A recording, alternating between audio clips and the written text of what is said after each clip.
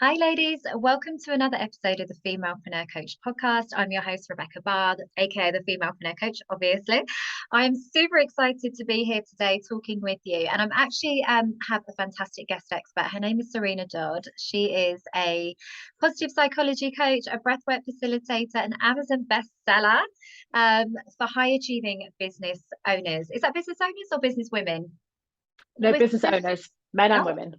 Oh, amazing. And I'm so excited. We've just been talking offline before we started, and there's literally I think I might actually have you back after this because there's so much that we could talk about. There's just so much alignment with the people that you work with and the ultimate mission that you're here to serve. So I'm super excited. But if you would also like to give the ladies a little introduction to you, I think they need to know who they're dealing with right now. Oh, thank you so much, Rebecca. I'm so happy to be on this podcast with you. Yes, so I'm Serena, and I work with what I like to call hidden high achievers. So the amount of times that I have come across people who I just think have this genius inside of them, people far greater than myself, who are hiding in the corners of the world and not being able to release themselves out into the open because of imposter, because they have self-doubt, because of so many different aspects of life that's created barriers for them.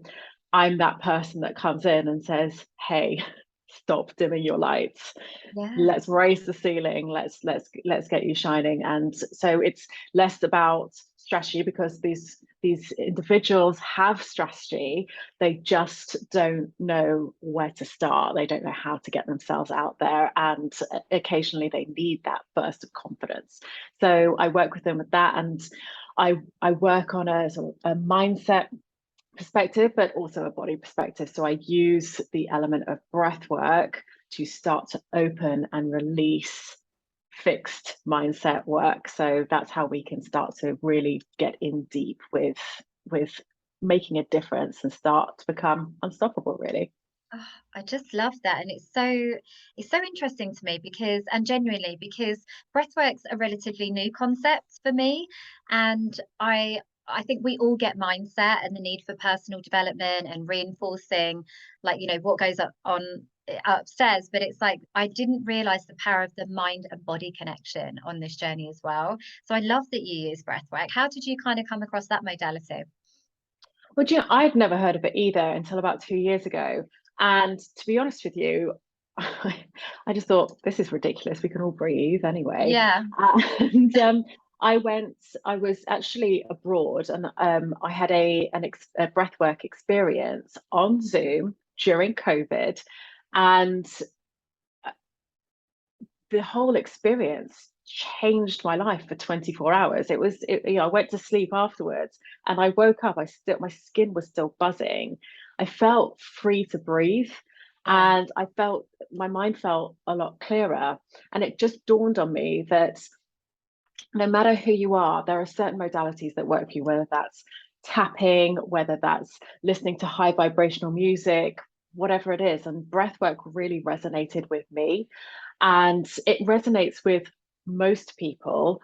It's just being dedicated on a daily basis to really hone in on using this time to become uber present and uber focused on one particular thing, and that really helps you release any stresses, any energies that are being stuck. And that's what I really like about it. It's releasing energies that your mindset sometimes really struggles with, it holds on to. Yeah, well, it is that physical, we know when we're stressed, like you can feel that in your body. But I wonder if it resonates so much with high achieving women. So I'm so interested about the fact that you work with high achieving women, because I've got some theories around, why we play small and those sorts of things. But I wondered if breath work is so good because I love the fact that it's me that's controlling it. So I think as a high achieving woman, control is one of my driving factors, and anything that I feel like I can be in control of, that's something I'm really excited about. So concepts that are too, for me, if it's like if there's not anything tangible that I can do, then it's not enough. It's like I need to be busy. I need to feel like I'm actively making things better. So I love breath work myself. And like you said, I was the kind of person that was like, oh, it's just breathing. We breathe anyway. But yeah, I love the way it pushes what your body is capable and all of those things. So I wondered if it's like interesting link between women that are high achieving, probably quite controlling like me, too.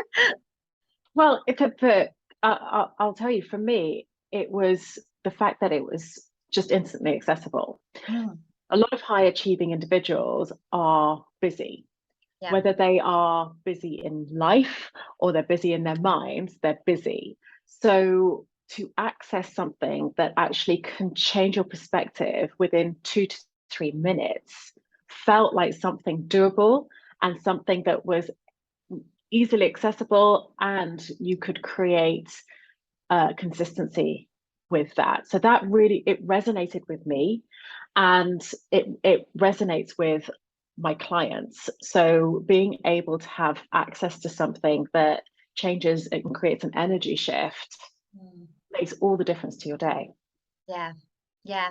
How do you think that that changes your day? And why should people be prioritizing this kind of work? Because again, a lot of the Well, time when I speak to women, they're like, "Oh, I'm busy and I'm doing this instead of that," and it's like trying to almost make people understand like the value that this is the thing. It's not those busy things. It's this that's going to make the difference. I think what you get to a point with is like you get to the end of the day and what have you been busy doing? And I think that's a really good question to ask yourself, is to say, okay, I'm so busy and there's just a bunch of stuff. But I can honestly tell you, when I was at my busiest in my corporate job and someone asked me what I did in my day, I couldn't really tell you.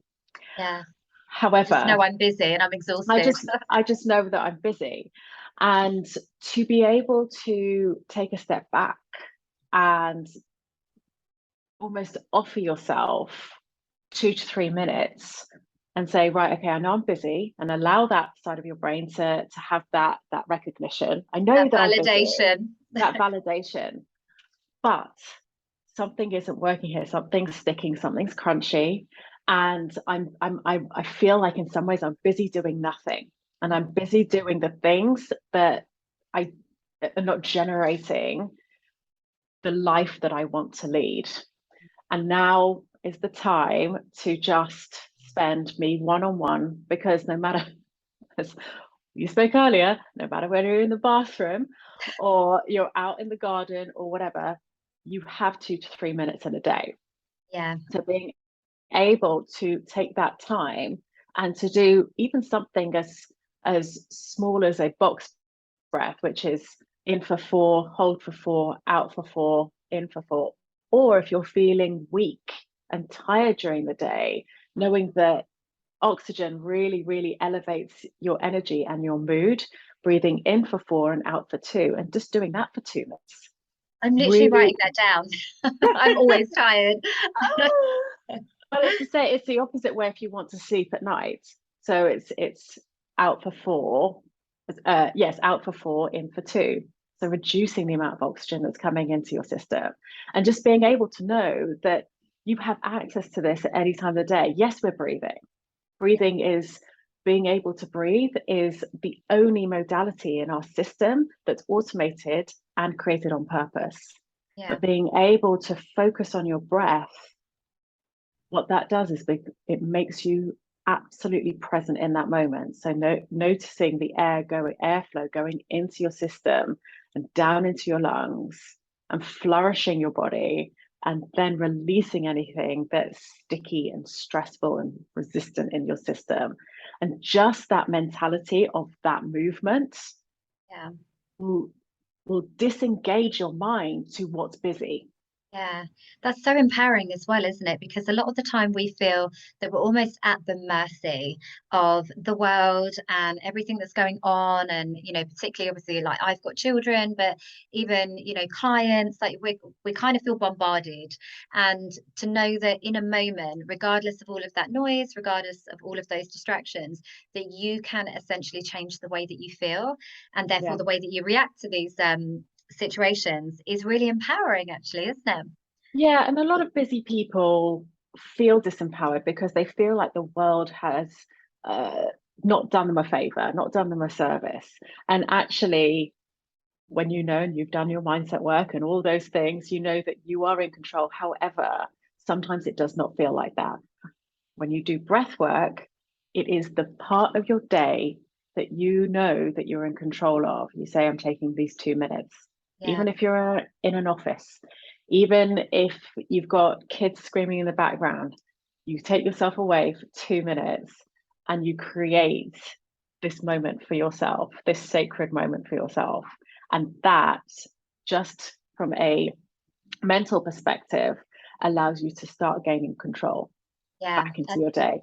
And that's it, isn't it? And I think when I've spoken with clients before, they've said, I feel really bad. I know I'm supposed to do a morning routine, and I've tried to get up earlier, and I've tried to like do half an hour and journaling and meditating. And what they're not realizing is that they're almost feeling bad that I don't have this sacred self-care practice. But actually, like you say, it's so accessible. Even just 2 minutes a day while you're making a cup of tea or while you're drinking that cup of tea, that is enough to reclaim that power and to refocus yourself. That's enough. That's a box ticked. We're Yes. all kind of reaching for this impossible benchmark. We were joking earlier about a mentor that does like hours a day yoga, and I'm like, oh, I feel like a bit of a failure because I've not quite reached that status. But like you're saying, literally just 2 minutes a day is enough to essentially get to the same outcome, which is that sense of control and balance. So Yeah. And the more you do nobody that, listening here can't have 2 minutes a day. exactly. And the more you do it, the more you know that you've got access to it, the more you want to do it, because the feeling changes. The feeling of overwhelm, the anxiety, the stress, it shifts. And what you all you want to do is to be able to create a shift in your day. It's not about creating like within 2 minutes, creating an environment where life's going to be pleasant, peaceful, and very easy. It's about shifting that cellular change that happens in your body when you just take that time to refocus. Yeah, and I don't know, have you seen that film Limitless? With Yes. yeah, where he literally takes that pill. It's almost like that, isn't it? Just suddenly you can have that sense of clarity and peace. That Yes. just means that even though the circumstances might be exactly the same, when you kind of come back round, that your reaction to it will be very different. You'll be much more centered and controlled. So I'd love, I just absolutely love that. And that box breath that you mentioned, like in for four, out for four, and hold for four, sorry, and then out for four. That's really great advice for the women that are listening and are just looking for those quick wins throughout the day. And that's something definitely that I'm all about. It's not about giving you more things to do and extra things on your list, but that is very tangible. That's very easy, very practical for somebody to implement today, and they're going to get those shifts, which is amazing. But I just wanted to take it back actually a little bit to where your journey came from and why you're now kind of such a ambassador about this to the such, to the state where you now use it with your clients. So shall I go Yeah, yeah, back yeah. back? Yeah. Okay. Let's take So it back to your I, origin story. I will take it back. So I actually started a career in television, and it merged into events. And I became very successful quite quickly, actually. I suppose as you see the traditional form of success, Yeah. which is climbing the ladder, making more money, doing the things, all the big.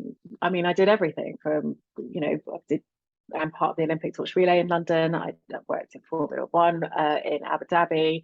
I've run a £6 million dinner for 300 people. I've traveled all around the world doing things. So when you speak to people, and as you climb up the ladder, and life's exciting as you're younger, and you're doing all the things that so many of friends wish that they were doing, you realize actually that you want more out of life, and this is not giving you the sense of something bigger. It's you are tied to a system. And I remember after the Olympics in 2012, I just felt completely spent, and yet I did not have the confidence to change anything. I was like, what am I going to do? I know how to organize an event. That's what I Yeah. can do. And I was told at school that academically you're rubbish. And that does, you're like, well, I found my thing. I found my thing. No one changes their career in their 30s. You know, I had all the contacts, money was flowing in, life was good. So the only thing that I could think of doing was just running my own events business. So that's what I did. So I Yeah. went even deeper into that space. And it wasn't until 2018 of just this constant grind, yes, travel. You know, you'd speak to people and they're like, oh my God, your life's so interesting. You're thinking, well, what's wrong with me? What's wrong Yeah. with me? Why don't I enjoy this? Why am I not happy? Why am I not happy? And I remember, you know, you're getting certain accolades. You know, I went and did my final event, which I didn't know was my final event at the time, which was a massive 10,000 person conference. And it wasn't, in comparison to a lot of the stuff that I did, it wasn't the most challenging thing that I had done.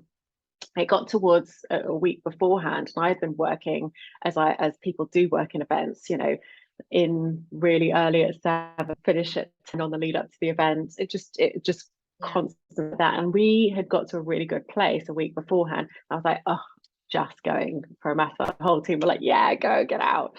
And at that moment, after I'd come out of massage, I was walking towards the station and I lost my sight.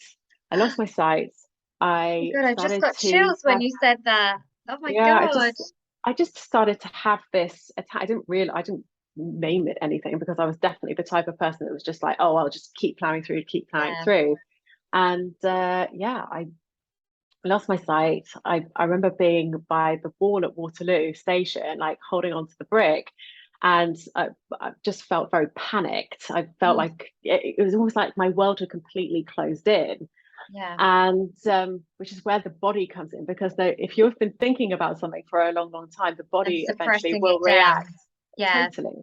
Yeah. So, and of course, I didn't have the tools at that time to understand what was going on. I was just like, this is just something that happens, and it's fine. But I remember thinking to myself, I cannot go into that station. I cannot go into this station. My sight recovered what felt like ages, but it was probably only about 3 to 5 minutes. And I called a friend. They took me back to their apartment. I slept on their couch, and the following morning, like clockwork, just got up and went straight back to work, the whole thing. So And I just was remember, ready to completely ignore what your yeah, body I was just telling you. Do you totally think it ignored the was whole the thing. massage? Because you'd obviously been working in Yes, fight and flight, absolutely. I do think energy. it was massage. The woman that was massaging me at the beginning was great. In about She's 15 sitting there minutes, with like a meat grinder, like, oh my God, you're so tense. it's so weird that you say that, but about 5 into it, there was a knock at the door, Yeah. and then this other woman came in. They had this She called him back up. I don't know. This other woman came in. They started chatting each other in this weird argument, Yeah. and I was like, "This is really weird." I'm naked on the bed, Yeah. and these two people are having an argument, and I can't do anything. Yeah. And they swapped, and this other woman clearly had not touched a human in a while, and she just started pelting me. And I think it was the pelting for the next 45 minutes that really just released something in me. Yeah. It made me just go, okay, this is Something. yes, this is something. She probably did me a great favor, to be Yeah, fair. you need to go So back and give her a big tip. yeah, exactly. So yeah, so I finished the job a week later. We were in Barcelona, finished the job a week later. The client was like, I want you to fly to San Francisco and do this. And my normal reaction to flying to the States would be like, yes, absolutely. And I just instantly, my whole body just went, no. And I said, that's it. And in my head, I was done. Yeah. After that, I went back to the UK, closed the company, and I said, I'm not working for the next 3 months. I don't know what's going to happen, but I'm not working for the next 3 months. Oh my And God. and Did you that's have a team and everything? I had 2 people on the team. I got them, they got themselves different jobs. And so I made sure that happened. And yeah, just Wow. decided I'm that was really it. applauding you because particularly as women as well, like that would have been such a hard decision. But I think you know when you know, don't you? Like you say, it's a physical, I Yeah. can't possibly do another thing. I've definitely had burnout myself in the past. I was saying earlier that I built a business that was on the surface very successful, much like yourself. But it just come at too much personal sacrifice. And I also think it was a 24/7 job. Like I had a business and it was 7 days a week. So there was Mhm. never a letdown. And I just I don't know, don't even know if there was one particular moment. I'd had a baby and I had literally drove from the hospital and went to the business. And I'd had a shower and that was it. And I was like, and on to the next, like just pushed out a person and it's Tuesday. So let's keep it moving. And I was just, yeah, I think it was my body literally saying, we cannot do this. And it was a very physical reaction to, I need to get myself the hell out of this business. I don't even want to be in the door. I don't want to see anybody's face. I don't want to, like, I just don't know what happened, but it's like a personality transplant overnight, which can be Yeah. really scary. So yeah, It can be totally scary because I mean it took me to that point to make the decision, but that was like 5 years in the making. That yeah, wasn't me pondering over a couple of months. That was 5 years in the making to this point of like I don't know what's out there. yeah, I'm just going to do it no matter what. There must be a better life than this. yeah. It didn't feel like living, I'm sure, as in like as it's Yeah, intended, just like you say. existing. Yeah, Yeah, just totally existing. So yeah, so my family live in the Middle East, so I went out to see them, and all I did was what I feel has stayed with me all the way through. I did what I knew I had control over. So I just woke up in the morning, I gave myself, I wasn't sleeping in, and I was like, right, we're going to restore now, and we are going to get up in the morning, we're going to walk.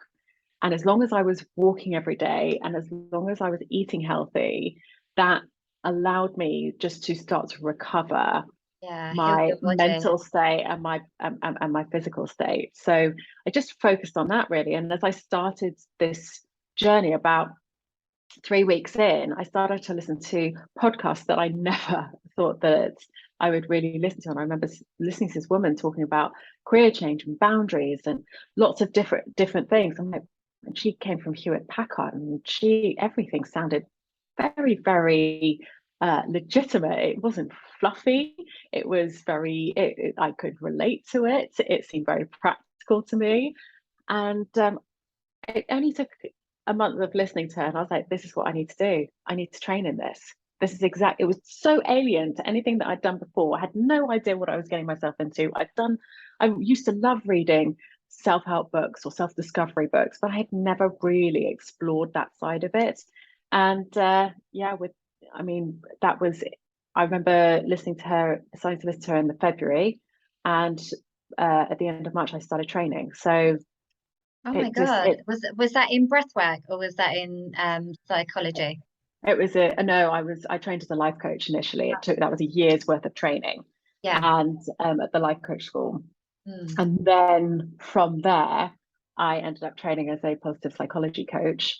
mm, Um, that was probably about a year and a half later, and then trained as a breathwork facilitator because I know how important the body and the mind collaboration is. yeah. And it really felt to me that there needed to be that association with both. Yeah. So and I, and I'm still learning, still growing, and still developing those skills. But for me, it definitely felt really aligned to amalgamate the two. Sometimes the body knows before the mind, doesn't it? So Totally. It's whenever about I'm, reading it. yeah, and whenever I'm with the client and they're like, I don't know what it is, and I'm like, well, let's feel into it. Like, where are you feeling it? When you're thinking of this decision, you know, what's coming up for you? Like, does it feel good? Does it not feel good? And I'm somebody that definitely like, my body will know. I'll get a gut reaction before my mind will come in and be like, oh, but try and justify things and I overcomplicate it and surmise and all of these sorts of things. I always feel it in my body. And I think that's one of our superpowers that we often forget as women, that we have access to that incredible intuition. We can spot bullshit from a mile away. We Yeah. can, we know everything that we need to know if we just listen to ourselves more. Yeah. So I absolutely love that. And what I also was just kind of picking up on as well is that I just love the variety that the coaching space attracts, because I actually have an events background, bizarrely, but HR prior to that. And it's like this, I love what you talk about as well, which is not what we were supposed to be talking about in terms of like visibility, but leveraging all of those transferable skills to something that is completely unrelated, but just, you know, you can still bring that depth of experience and transferable skills to what you're doing now.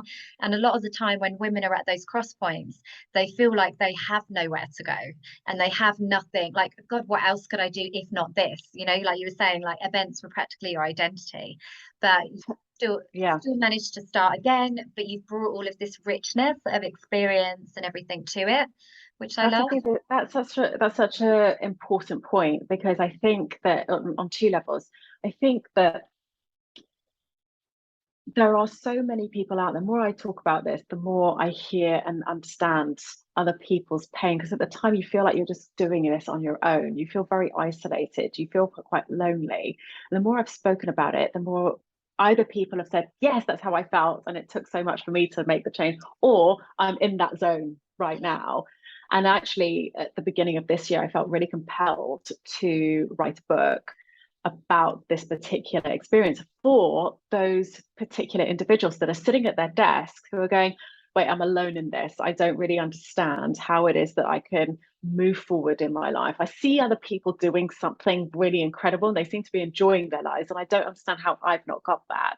Yeah, And and the sort of bitterness that that creates, and the frustration that creates, and the loneliness that that creates. For me, the key thing was the loneliness that that creates.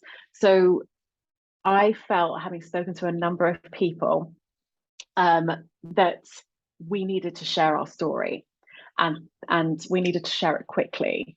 So that was my mission as part, you know, for 2 to 3 months of this year, was to bring those stories together, create a book, and really focus. The book's called "My Dad Thinks I'm a Fairy," because it doesn't matter what other people think. yeah, It's about your journey and what you want to do.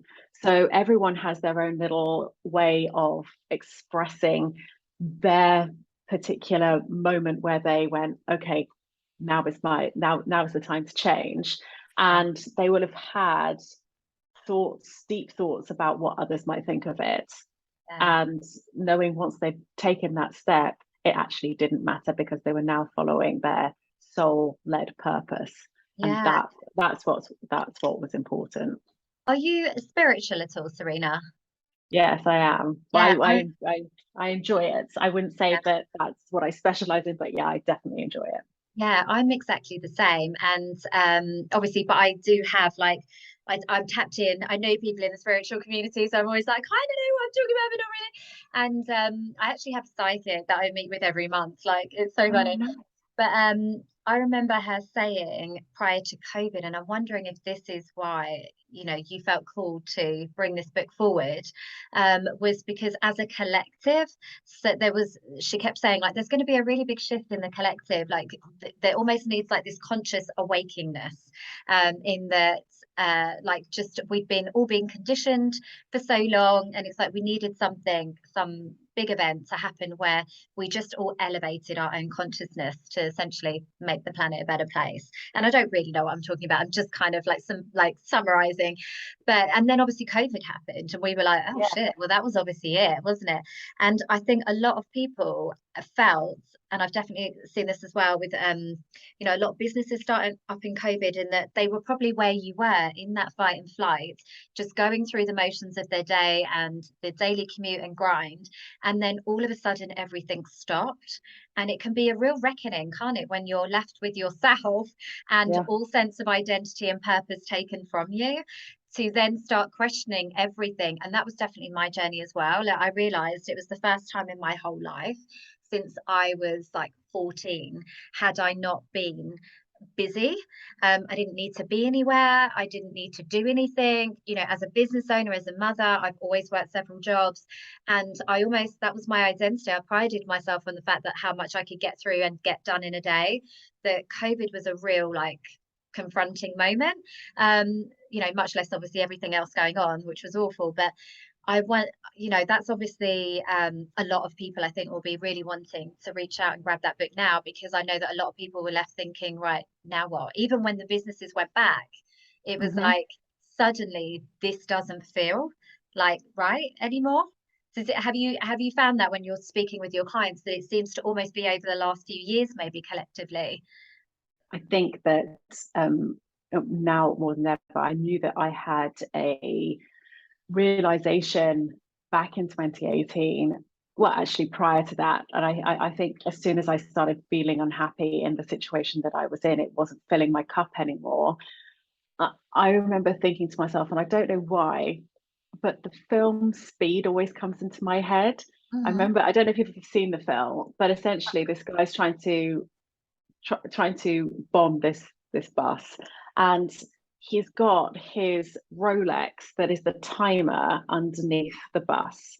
And he's like, after all the effort and the energy that I've put in, this is what they give me. Mm. And after I've given my life to them, and this is what they give me. And for years that stuck in my head to make me think, what happens at 65 or 60 when you retire? Like, who am I after that? Yes.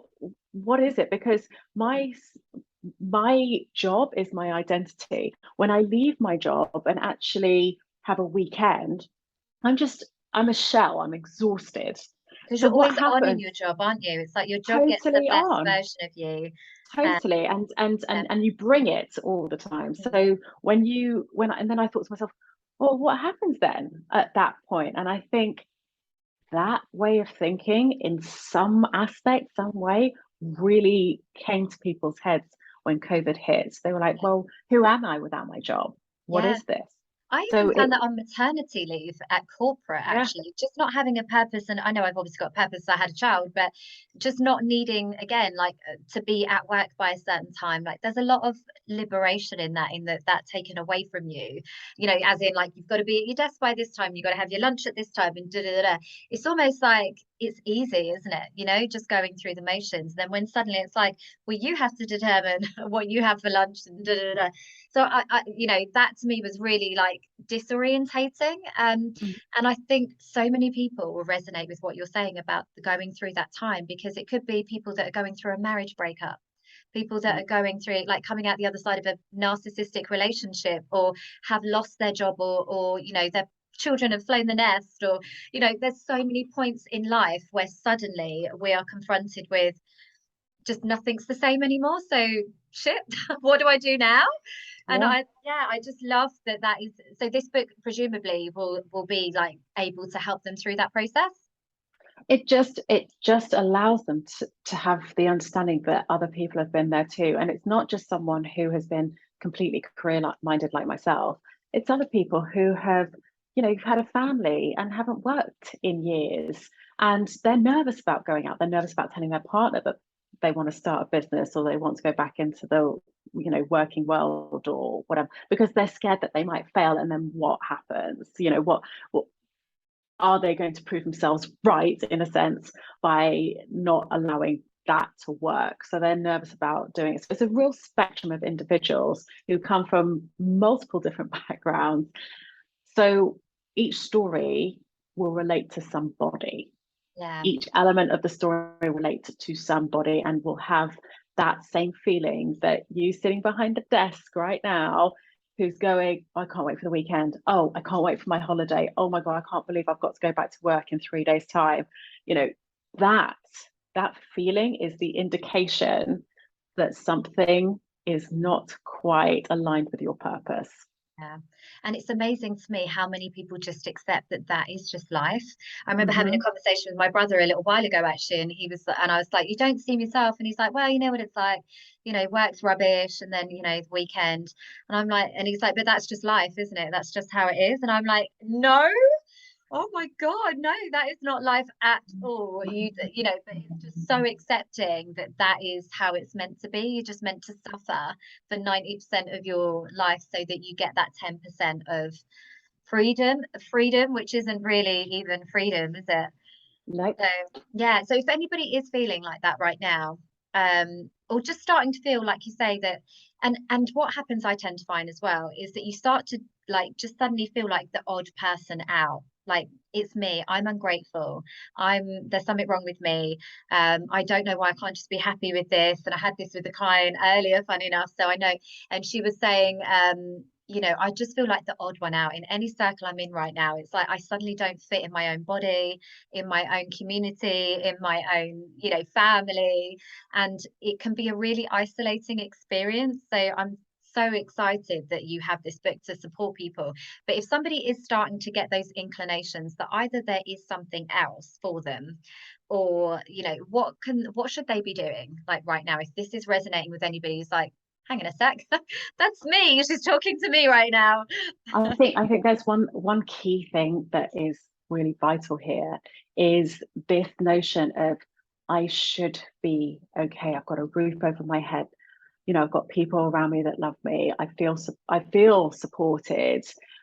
I should not feel like I'm empty. I should not feel like I don't have purpose. I shouldn't feel ungrateful for what I've got. So therefore, I'm just going to suffer in silence. I think if you are looking forward consistently with passion to the weekends, I think if you are desperate for your holiday instead of like getting excited for it, you actually desperately need it. That is when realignment needs to happen. And the best way to do that is to start taking time out for yourself. Don't go crazy when you hear that. I can feel the resistance from your listeners, but it's about it's doing that time of 2 minutes here and there, and just having some time, expansive time for yourself to say, right, okay, well, I can get 2 minutes in to really regroup and refocus. And if you can start doing that a number of times a week initially, and a number of times a day eventually, to start really thinking about what it is, what do I want? Ask that question. How would I like to see my life? Yeah, How would I like to feel? yeah, And as you start, just feel into the resistance. Notice that there is going to be so much going on. Yeah, but I've got kids, and yeah, I've got the mortgage, and I've got this, I've got this, I've got this. Okay, that's all fine. That's the how, that's the 2D world, that's everything. How could I feel? How would I like to feel? And start just exploring. Our mind goes instantly into this locked cage as soon as we start to explore and become creative on things that actually might be exciting for us. yeah. We We start to get, automatically shut it down. yes, after the Yeah. age of 27, 28, we start to look back. Right. Oh, really? Is that a thing? So it's really important that if you listen to the conversations that you and your friends start having, and they are all talking about the past, notice that. The good old days. Yeah, no, Yeah. yeah, notice you've still got a ton of life ahead of you, Yeah. and forward thinking is an option. Yeah. So be prepared to be uncomfortable, be prepared to be okay with feeling excited about something, be prepared to be okay with wanting things. And as soon as you start to create that curiosity and create that exploration, you'll be surprised what certain things can happen. Yeah, and sometimes it's like you've actively got to commit to that process, because I've done this recently. I mean, first of all, yes, absolutely everything you just said sounds amazing. And I've just done this recently with getting really intentional with my week and my diary, and actually planning on a Friday that I do nothing.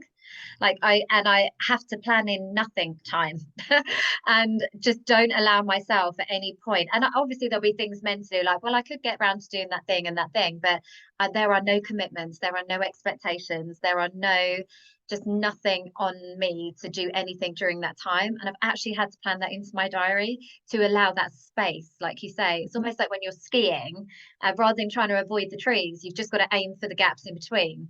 It's like trying to aim for those gaps in between, isn't it? Because that's where the Yeah, magic happens, and where all of those answers will come to you, essentially, I guess. absolutely. Because that time for self-care, self-mastery, self-love, all of that time, that sounds, trust me, I get it. If you're listening from a corporate perspective and you're going, what is this girl going on about? I Self-mastery, self-love. I hear you. I was that person. But that space, the fact that you've given yourself that space. I also know someone who works 3 days a week, 2 hours of those days, and they have a very, very successful business because she spends her time on a Monday and a Friday absorbing, reading books, going for walks, enjoying that time, because that's when sparks come of inspiration. yeah, that's when ideas start to mold themselves into a reality, because you say, right, now I need to action this and this. If you are cramming yourself with actions, Mm. you have no space to grow. Yeah, I completely agree. And that's ultimately what we're here for, is for that Mhm. next level of growth, whatever that means to us. Yeah, Um, so thank you so much, Serena. That was amazing. I'm really thank excited. I'm going you. to go and get the book. Like, I can't Oh, wait. brilliant, I think that brilliant. I think that is really going to help, like you say, a lot of women in lots of different positions right now, but with that common theme that they are ready for something more. They don't know what necessarily what it is, but that will hopefully navigate them through that process of coming to that conclusion themselves. So I'm so excited. Thank you so much. I will obviously make sure that all of your details are in the show notes. And you mentioned about a 7 minute a day method that you use with your clients as well. Yeah, I mean that you can go onto my website and get it for free. It's also on my Instagram. You can get that for free. It's a download. It's a meditation. It's 7 minutes.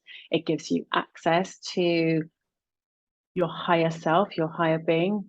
Anytime you want to reach that person, it gives you access to that during the day. So I give you an instruction, I give you the story behind it, and I give you the meditation.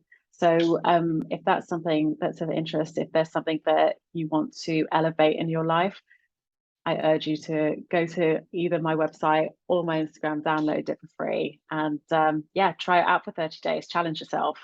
Yeah, definitely. And see what magic happens within that Yeah, time frame. So yeah. thank you so much, ladies. Thank you for listening as well. Obviously, if you've enjoyed this episode, then make sure you like and subscribe and follow and do all the things. And obviously, I will put all of Serena's details in the show notes so you can find her.